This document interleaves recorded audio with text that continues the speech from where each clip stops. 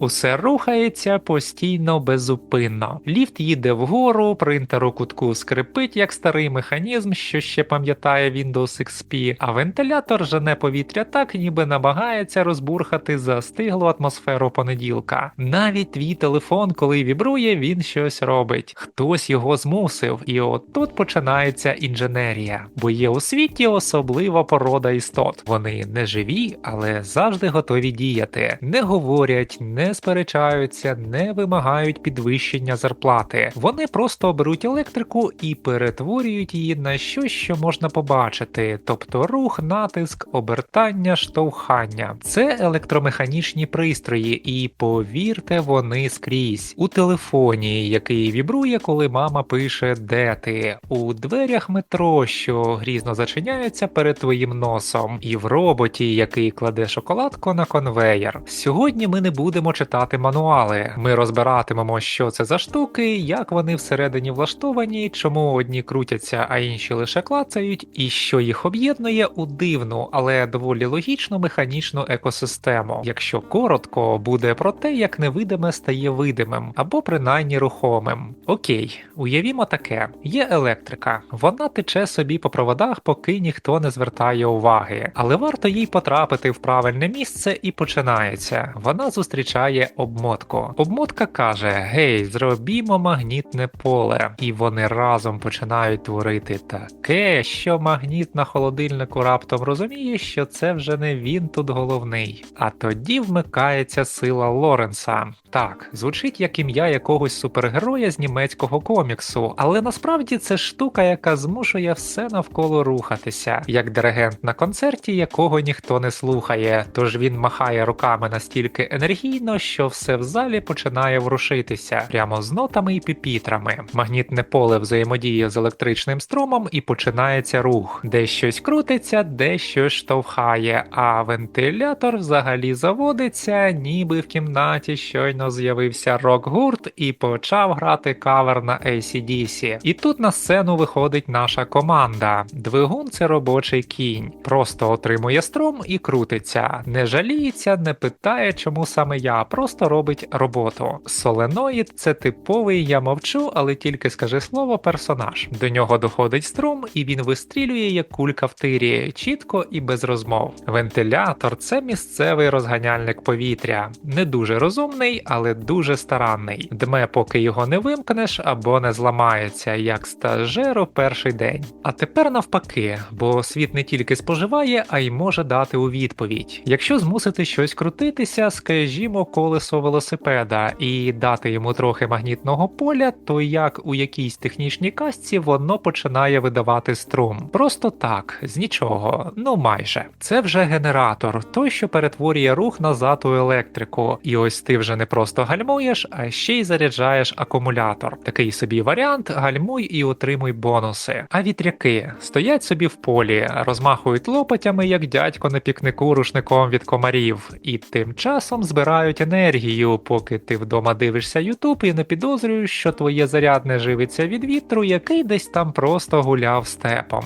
Але як завжди є нюанс. Закон збереження енергії – це як бухгалтер із поганим настроєм. Він усе рахує, і якщо ти хотів повністю перетворити електрику на рух, забудь. Частина піде в тепло, привіт гарячим двигунам. Частина в шум, він не зникає, а просто стає фоновим. І ще трохи в тертя, яке ніхто не любить, але всі з ним миряться. Отже, перетворити можна, і це справді круто. Але зробити це ефективно, ось де починається справжня інженерія. Бо хороший пристрій – це той, що працює тихо, без перегріву і не з'їдає електрику так, ніби це all-inclusive. Гаразд, настав момент трохи впорядкувати цей зоопарк електромеханіки. Бо пристроїв багато і всі вони щось роблять. Іноді навіть те, що треба. Уявімо, що всі ці пристрої – це актори на кастингу в якесь технічне реаліті-шоу. Їх багато, кожен зі своїм характером, і всі намагаються справити враження. Один виходить на сцену і каже: «Я обертаюсь, швидко, красиво, без зупинок». Інший заходить з лінійки лінійкою в руках і заявляє: «Я штовхаю, але з точністю до мікрометра, бо я професіонал». А третій взагалі нічого не каже, просто чекає сигналу, клацає раз і пішов додому. Його фішка – миттєва реакція. Хтось бере електрику і починає рухатися. Це, звісно, двигуни. У них проста філософія: годуюсь струмом, працюю. А от генератори навпаки.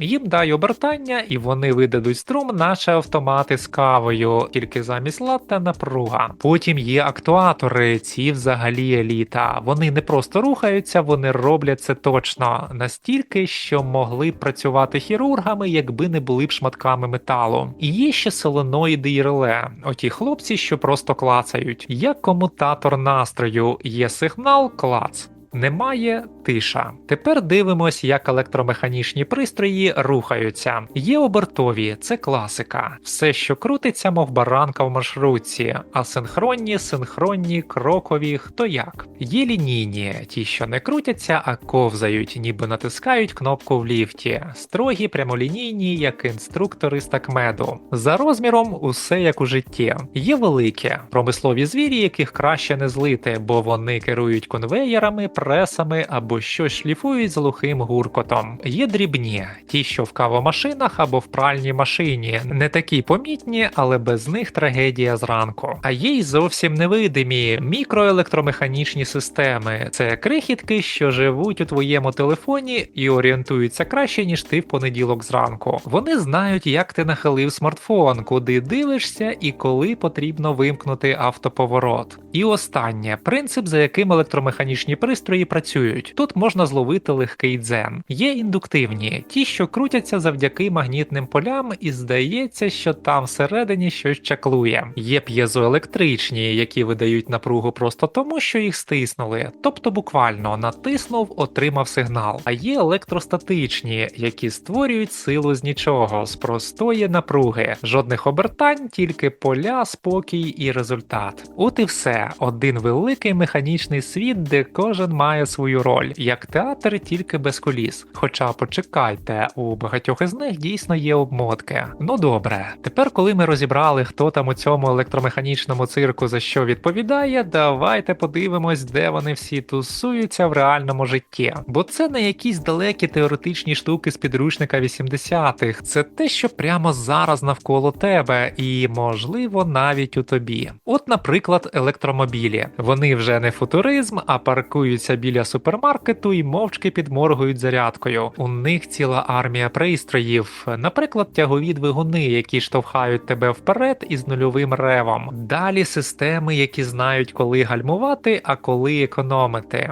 І ще така штука, коли ти гальмуєш, автомобіль такий: «О, дякую за енергію», і акуратно зберігає її назад у батарею. Це називається рекуперація. І якби студенти так зберігали інформацію після пар, то Україна була б у топі піса.